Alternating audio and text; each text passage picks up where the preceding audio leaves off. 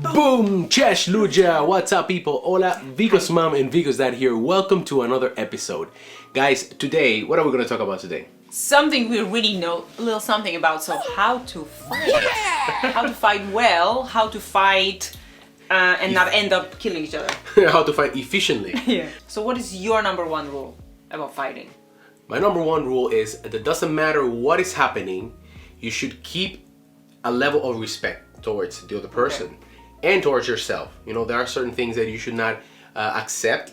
There are some things that you should not do. There are some, we all get into heated arguments and we all, you know, might say something like this, you know, whatever. But the moment that you say to someone, oh, you're a bitch, you know what I mean? To me, that is already disrespectful. And I'm surprised because it happens a lot more often than not. You know, when people get really heated, For sure. It's like they get a free pass to do things. Do you think it's also cultural? Like in your culture, do you think it happens less than, for example, in my culture? Well, I'm sure that it must have things to do with our different cultures. When Dominicans fight, do they still maintain some type of level of civility? Or do they go like tanks, like Polish people? We go a little bit all out when we fight. Well, yeah, I mean, we for sure are tamer. Yeah, I think so. And our language is a little softer. Obviously, it will depend also on other factors like education. What actually this other person did. No, like education, for example, yeah. your level of education will, you know, determine how do you express yourself and what language you use to show anger. But overall, yes. For example, if I see a couple of Dominicans arguing in a queue in a supermarket, surely you're not gonna hear foul language, immediately. Okay. And mean language. And I know you use mean language to each other. Yeah, we know it's not so common for us to go the other person with a mean comment. Not about me, folks. No, but I know what you mean. Like when you are in a relationship or whatever type of relationship, not only romantic, but you have to have some bottom line. Like if you are a married couple, you agree, both of you, what are the things that you just won't say or won't do? Like, don't threaten to divorce someone, for example. This is a big one. Many couples say, like, if we say that this only when I say that's real. Yeah, for sure. That is actually for sure, really people important. break that rule and then they apologize and stuff like that. But there should be something that you aim at that you won't ever do. Yeah, because if you play around with certain phrases, words just stop having any meaning anymore. Exactly, and you don't know. Well, you know, okay, that doesn't mean anything to me anymore. Oh, then divorce me. You know what I mean? Which, by the way, I'm sure if we all had a hidden camera recording the argument, we would all be so ashamed. You know that we behave like toddlers. You know, sometimes I get annoyed and I even tell her, I feel like I behave like Vigo. You know what I mean? Like I'm sorry. Well, yes, of course, we both do it, and I think that it was actually when we were going to like couples therapy at some point that this therapist, she was a very lovely lady, and she actually said that most of the people walking out in the street are emotionally teenagers. The people don't go do the work, they don't try to kind of rise above the instinct to be, you know, to like stomp your feet and kind of do the toddler tantrum type situation. Yeah, that was a very big one for us when she mentioned that, because it made so much sense. You were like, that's what's wrong with people. Yeah, and we've seen not us. No, of course. But listen, what are those things for you? The things that you would never cross, nor would want your significant other to cross. Yeah, for example, although we've also been guilty of it, we for sure put a line on the sand with the words like, listen, find yourself another person, you know what I mean? Then if you're gonna be with me, then of course. Like any divorce talk, that's we have made a line in the sand with that. We want to be able to trust that we are there for good, and that we are fighting. That's a good quote. That people fight to connect. Said the Polish woman. That we fight to bring ourselves back. I would say let's go on a holiday together and we will connect. No, but it's like the people fight because they feel there's disconnect and they get angry and they don't know how to manage it. They don't know how to put it back together. Yeah. And that's how they mismanage all of it. Yeah, recently I was talking with someone and they said, listen, if there's no passion or care for each other, people don't even fight. Yeah, that's true. People don't even argue. It's like, There's also childish behavior, like when kids want you to pay attention, they're gonna be like, "Excuse me, father." They're gonna be doing that, you know. So that's a little bit of it's a human thing in us, right? Yeah, a little bit. Yeah, for sure. The other big thing is from all those deal breakers that you should not do, and people for sure are guilty of it, like bringing your in-laws into the fight, or your parents of your partner. When you are in a mixed relationship, obviously the culture differences. Don't be like, you people, or you know, in your countries maybe normal, things like that. That is very low, and you should never do that because you chose the person from the other culture. I'm laughing because you know we by the way, we've made all of these mistakes. You know? We've been together for 80 years, so we've gone through a lot of things. So, and thankfully we're on the other side. But saying those things, you know, of course, you know, you people are like that. You know, we don't, you know, take this. We would never do that. It's not acceptable. But even if someone is from the same nation, from the same country, from the same culture, they should not refer to like you people as your family and whatever your friends. Like, don't try to do the tribal thing. You, the Kowalski, are such and such. And, you know. And obviously, curse words are a big one. If like you really go calling the partner really ugly words, that is I don't agree with that. I don't agree that, you know, like I said before, you fucking bitch. We're very good with that. I don't think we've ever done it, like maybe once or twice. I think it's gonna sound weird, but I think to a certain degree it's okay and it's cathartic to say to another person, for example, hey, listen, you are behaving a little bit like a dick right now. You know what I mean? Behaving like but you're not one. Exactly. Most therapists maybe will tell you, no, you should not do that. But let's face it. You should not talk about, which is the second point that we're going to discuss later. You should not talk about the other person's behavior. Yes, exactly. But you know, once again, we are assuming, you know, this is a guide to learn. This is to learn how to fight. You know, you're already fighting. Manage your expectations. Yeah, you're already fighting. So we're trying to, you know, swim around whatever is happening. So if you are inclined, if you are so mad that you need to say to someone that they are a taxi, then at least say, listen, you're behaving like a taxi. Don't say that you soften the blow. Don't make it so categorical, you know. And the second point that we want to discuss, and this one actually is very big for me. I think it's something that is the most effective to calm me down. Is that something that therapists call I language versus you language.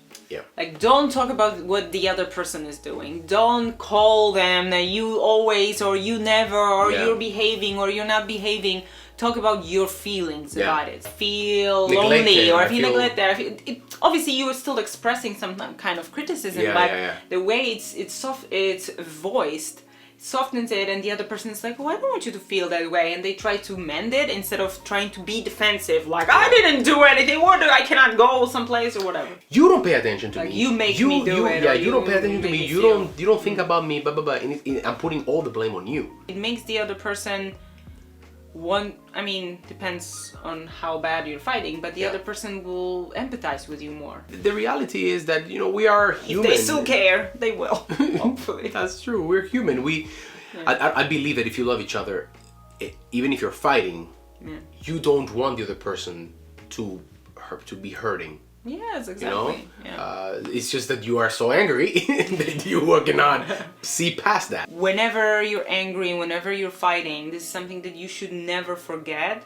And it's something that I forget very often. And many people from my cultural background also do, I believe, forget. That we don't fight, that you don't fight to win. There's not me against you, and if I will destroy you, and then I won, and now, you know, celebration. It's not actual winning, you know, you haven't won, nothing. You just, the winning is coming to an agreement and kind of patching the disconnect between you two. So you have to remember not to be too proud, I guess that would be the third point, right? You have to try to avoid wrapping the pride in honor. How dare she, or how dare he talk to me like that? It is natural, it's gonna happen. You're actually protecting yourself. At the end of the day, why do fights become so heated? Because you're both protecting something, you're guarding something.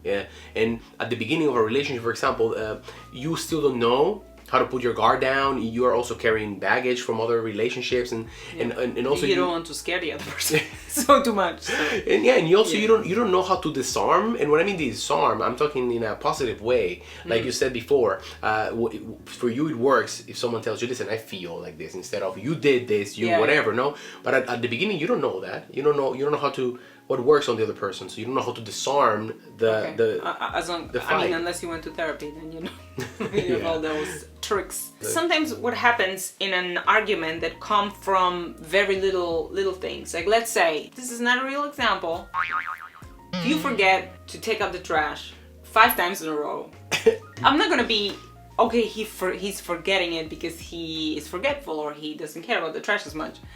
But I'm gonna feel like I told him so many times, I asked him so many times, he disregards that it's important to me. Like he doesn't care about me. Like I take it personally. Yeah. I wanna ask this question to our female viewers. Do you feel like that? Because I think this is a very male-female type of problem. People, when they live together in a house, they're gonna prioritize certain things differently. And then if you take it personally all the time, you're gonna fight every day over everything. Yeah, I mean, I see what you're saying, and I have to admit that after a certain amount of times, it becomes personal, you know, because even you admit it. But it's true, you know. Why don't I care about her? If I'm the one with a certain responsibility in the relationship, you know, let's say you're not married, let's say you don't even live together, you're a boyfriend and girlfriend. If they mention it a couple times, then of course, you know. If the other person forgets, don't get so angry about it. You know, it's important to remind the other person. I think we forget that we are not robots, you know? Like, for example, with her, with Polish people in general, that are very fiery, very short-tempered. If you have to repeat something 2-3 times, the second time already, the tone of voice is going to go a little higher. Yes, many you know of what us. I mean? Like, exactly. Like, you know, but that's part of culture, personality, you know, upbringing. So what you were used to growing up as well. Exactly. But I think being mean is another point that is good to discuss, because there are certain ways of how people express frustration. Yeah. And it also might be cultural, like we said that you are not mean as much in your language in Dominican Republic. But I think that it's something that is very hard for me to kind of internalize and not do. When I, like you said, when I have to repeat something several times, I become, I don't know, how do they say it here in Britain? Cheeky, is it? Or like it's light, like it's humor, but I'm also mad, and it ends up being like a mean joke towards you, or like in a irony, right? Yeah, like a sarcastic tone. Like I want to, like I'm like not completely openly trying to fight with you, but I'm gonna do this to you, like you know, something kind of irritating. I remember when we went to therapy, a long time ago, she said something that never left my mind. Is that in an argument of a couple, there's no place for sarcasm. Yeah.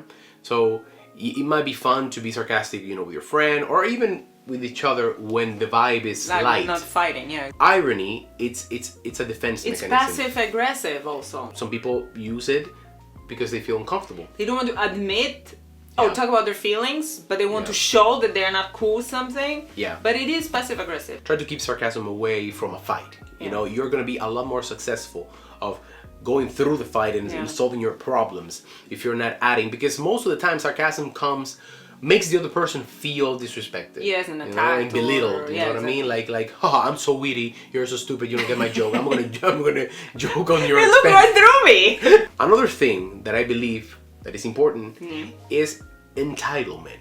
When we are angry, we feel that we have a free pass to do certain things. Yeah, like it's people's fault that they made me do this and that, right? Exactly. All of these things, it's part of this inner teenager that lives in all of us. Yeah. And culture also, because certain cultures do it more than others. Yeah. And I believe it's huge in Eastern Europe and Central Europe. Poland, Russia, Ukraine, this whole, you know, I don't know all of them, if they're all the same, but from what I know, it's our region that it's a lot more in the Balkans as well. That is a lot more, people trigger me and I explode, it's their fault. It's not my fault, it's not my responsibility to control my reactions. Yeah, it's they a lot triggered of me. Anger management issues that we have. Entitlement thing, you know, materializes in your guys' case, like that, in anger. For us, it's the not taking responsibility that our actions have, have a reaction on people. There's always an excuse why it happened, and it's okay. You know what I mean? And hey, listen, but I still can feel how the inner voice in my head wants to convince me. Yeah, it wants to convince me. You know, you're a little late today because Vigo didn't sleep too much last night. And all the things happen that you didn't have control over. So, and then exactly. Of course. So once you make the switch in your head, if you don't make the switch in your head, then you're always gonna find excuses for everything, for being late, for being screaming at people or things like that. So that's why it's important to understand that this entitlement, you know, and you have to work on yourself. Yeah. Not to be a toddler towards your partner or anyone in your life. Now you don't have to fight anymore. Boom! That's all, guys. That's the end of the episode. I hope you liked it. We liked it. Do we like it? Yes. You know how we I never remember what we say at the end. Never. You know how I know that we are doing well? Because we went through the recording of an episode about fighting and we have not fought. Wow! We actually hoped at the beginning that we're gonna get a little snippet for the hook. Yeah. Of us fighting. Of us really fighting. Please don't fight, people. Let us know in the comment box below. What's your biggest challenge when it comes to your relationship? What is your biggest trigger? Bye-bye. See you next week.